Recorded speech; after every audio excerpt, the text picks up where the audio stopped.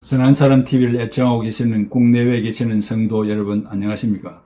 조석으로 쌀쌀한 날씨입니다. 이제 다음 주만 되면은 찬기운이 사라지고 본격적인 봄 날씨가 태동할 것 같습니다. 우리의 신앙도 다시 새움이 돋고 새싹이 나서 잎이고 꽃피고 가을이 되면 열매 맺는 그런 봄이 되면 좋겠습니다. 돌아오는 주일 고난의 주일을 예배드리고 금요일날 그리스도께서 우리 위하여 피 흘리시는 신자로서의 절정을 이루는 기독교에서 중요한 시기이기도 합니다. 끝까지 우리의 삶의 경건함이 지탱되기를 바랍니다. 오늘도 누가 예수를 죽였는가 라는 주제로 말씀드립니다.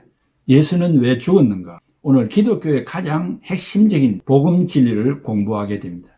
빌라도는 주 26년에서 36년까지 약 10년 동안 식민지 유대의 총독으로 군림하였던 자입니다.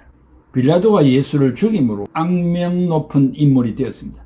우리가 2000년 동안 예배를 드릴 때 사도신경으로 각자의 신앙을 고백하고 기도와 말씀을 듣게 되는데 그 신앙 고백문 가운데 본디오 빌라도에게 고난을 받으사 십자가에 못 박혀 죽으시고라는 내용이 들어있습니다.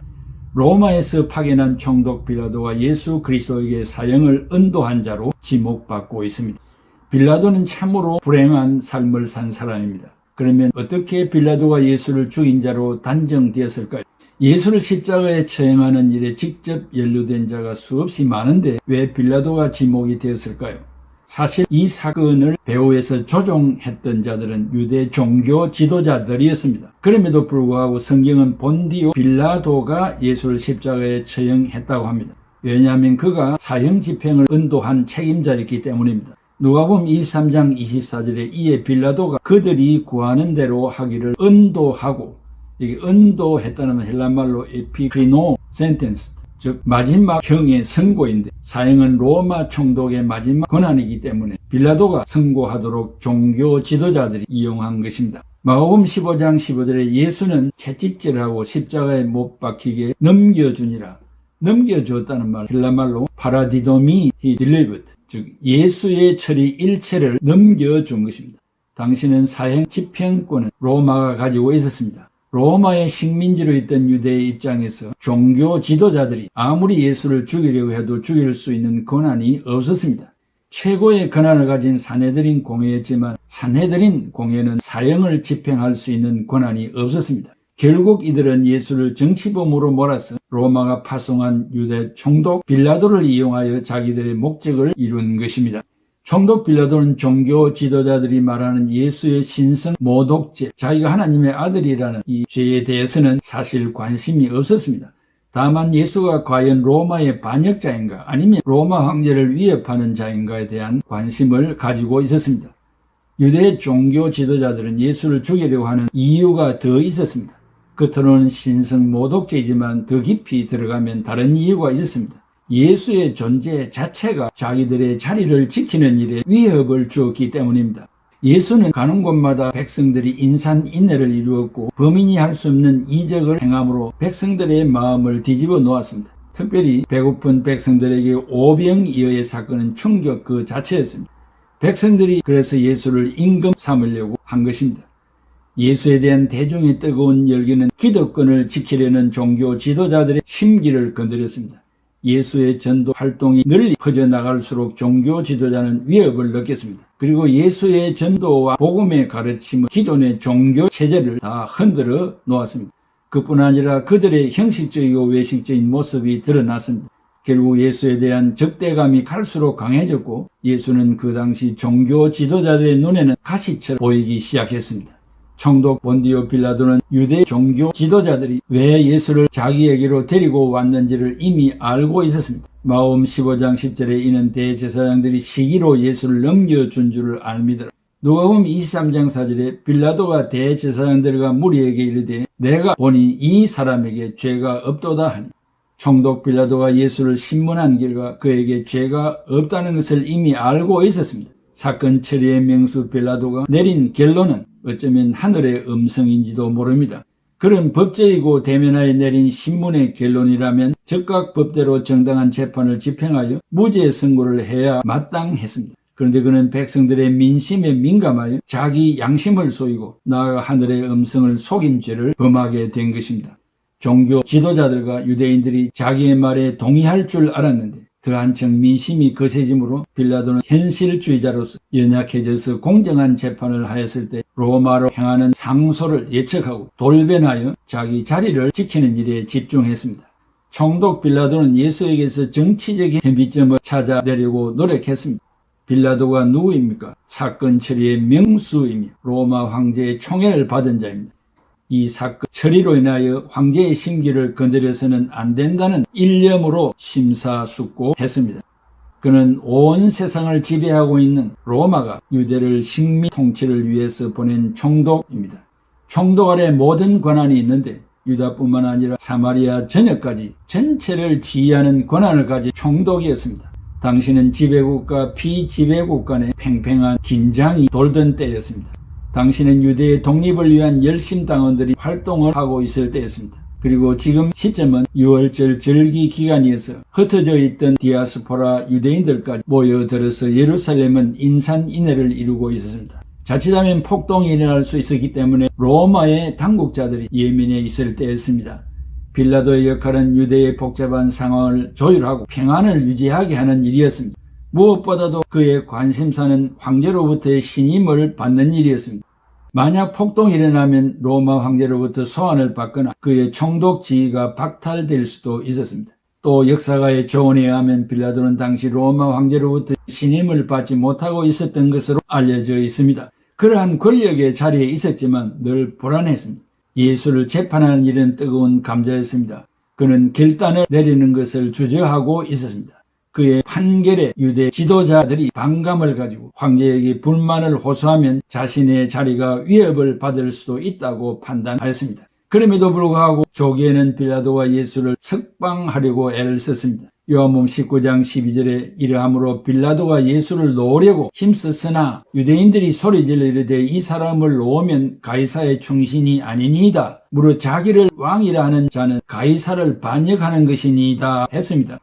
분명히 빌라도는 예수에게서 죄를 찾지 못했습니다. 예수가 죽을 죄를 범하지 않았다는 것은 분명합니다. 문제는 정당하고 공의로운 재판을 할 용기가 없었습니다. 마가복음 15장 12절에 빌라도가 또 대답하여 이르되 그러면 너희가 유대인의 왕이라 하는 일을 내가 어떻게 하랴? What shall I do with Jesus Christ?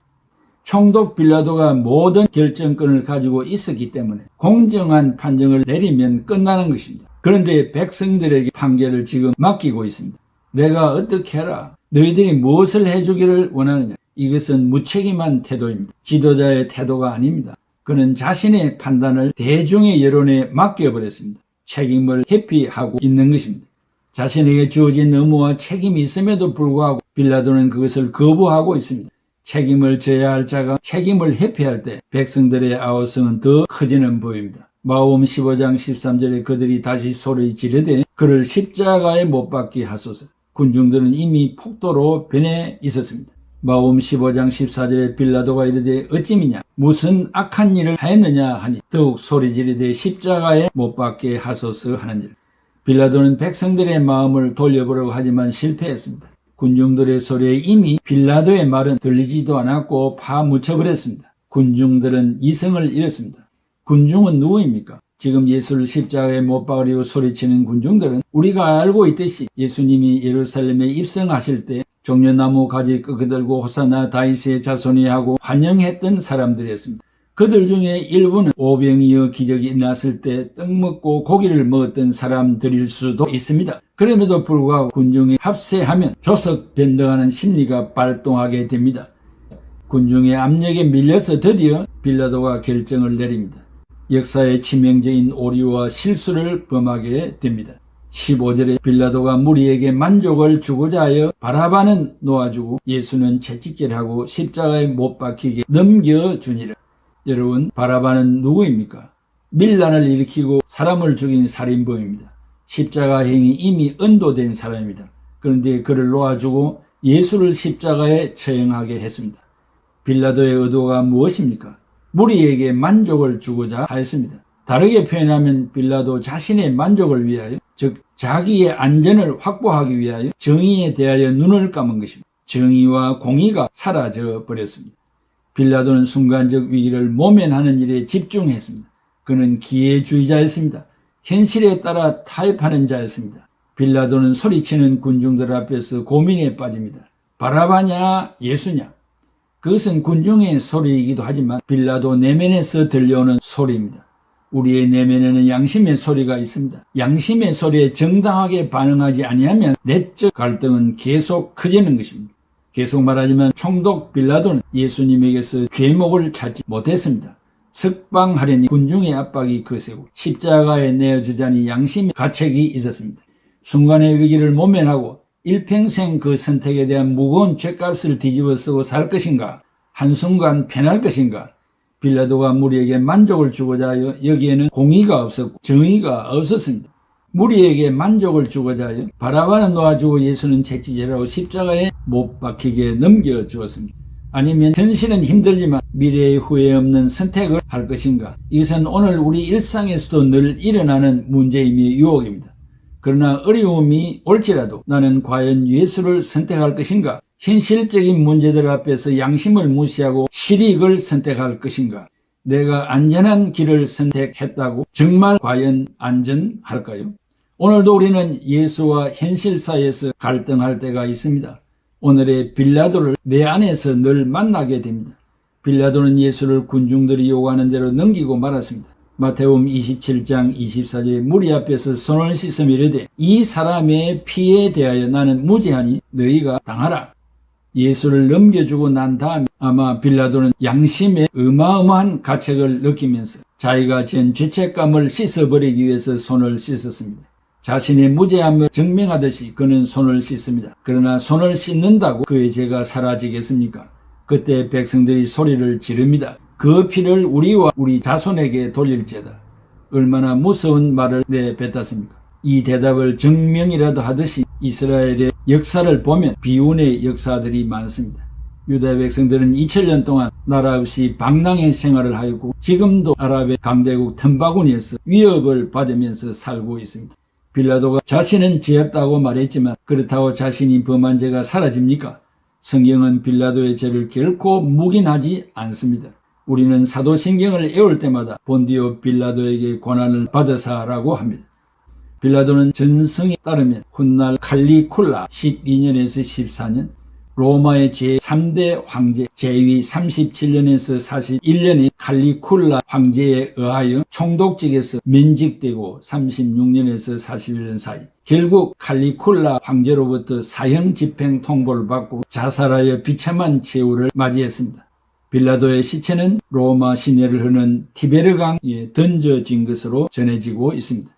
현대를 살아가는 우리들은 빌라도를 통해서 우리의 모습을 발견하게 됩니다. 우리도 얼마든지 예수를 십자가에 못 박을 가능성이 있기 때문입니다. 현실의 눈이 어두우면, 현실의 문제에 빠져 있으면 진리의 눈이 어두워질 수 있습니다. 여러분, 나의 문제만 계속 집중해 보십시오. 언제든지 예수를 못 박을 수 있습니다. 그렇다면 내가 바둥바둥 살려고 예수를 죽인 일은 없습니까? 내 안에 있는 빌라도를 몰아내야 됩니다.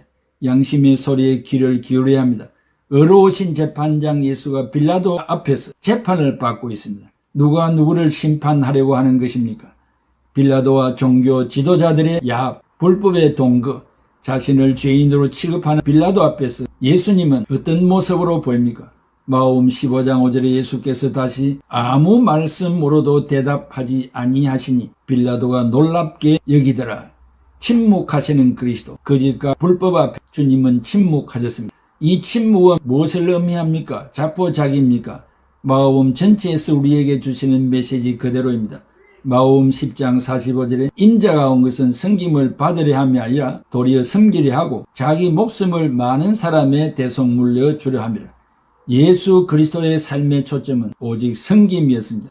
그는 자신의 권리를 주장하지 않았습니다. 살고자 하는 자는 죽고 죽고자 하는 사람은 살리라. 예수님은 살려고 하는 그런 권리를 주장하지 아니했습니다. 십자가는 신비입니다. 말보다 침묵을 통해서 더 많은 메시지를 오늘 온 인류에게 전달하고 있습니다. 2000년 동안 계속 우리에게 말씀하고 있습니다. 십자가를 바라보면 그 안에서 침묵하시는 그리스도의 십자가 자체를 통하여 우리에게 주시는 메시지가 얼마나 많은지 모릅니다. 2000년의 역사 속에 그 십자가를 통하여 침묵하심으로 죽음을 받아들이셨던 그리스도를 통하여 우리에게 주시는 메시지가 십자가에 고스란히 담겨 있습니다. 하지만 십자가를 바라보십시오. 그리스도의 침묵, 하나님의 뜻에 모든 것을 맡기는 것입니다. 하나님 아버지께 온전히 순종하는 그리스도의 모습이 침묵으로 일관하고 있습니다. 중요한 것은 나의 정당성이 아닙니다. 중요한 것은 나의 무지함이 증명되는 것도 아닙니다. 하나님의 뜻대로 이루어지기 위하여 침묵하는 삶이 우리에게 필요합니다. 사랑하는 성도 여러분, 우리 위하여 인간 피조물 빌라도 앞에 서신 창조주 예수 그리스도의 모습을 통하여 우리가 많은 것을 배워야 하며, 인간 원죄와 자범죄를 가지고 있는 빌라도가 무죄하신 예수 그리스도를 사형에 처하는 이 안타까운 모습을 목격합니다. 그 빌라도가 오늘 이 말씀을 증거하는 저 자신, 또 이 말씀을 애청하는 애청자 여러분이 아닌지요? 순간순간을 생각하며 정의와 공의가 이 땅에 이루어지며 자기 자리를 지키기 위하여 정의와 공의를 묵살하는 자가 아니라 죽어도 하나님의 뜻을 성취하는 공의로운 자리에서 살다가 하나님 앞에 가는 우리 모두가 되기를 중심으로 바람하지 않습니다. 기도하겠습니다. 고마우신 아버지 하나님, 은혜와 사랑을 감사합니다. 빌라도가 하늘에서 들리는 양심의 소리를 들었지만 묵살하고 말았습니다. 육체를 가진 인간 자기 자리를 지키기 위하여 발부등을 쳤습니다. 결국 자기 자신도 총독직에서 쫓겨나고 자살하여 비참한 운명을 가졌고, 예수 그리스도를 죽이는 일에 우리가 책임을 지겠다고 말하고 우리 자손들에게 돌려달라고 아우성쳤던 유대 백성들, 오늘에 이르도록 온 세계에 흩어져서 어려움을 당하면서 살아가는 유대 민족들을 보게 됩니다. 사필 귀정입니다. 행한 대로 갚으시는 하나님입니다. 놀라운 진리를 터득하는 이 시간이 되게 하시고, 무엇보다도 내 마음속에 빌라도가 자리 잡고 있지 않는지를 생각하여 내쫓아버리고 죽여버리는 지혜로운 크리스찬들이 다 되게 하여 주옵소서. 예수 그리스도의 이름으로 기도하옵나이다. 아멘.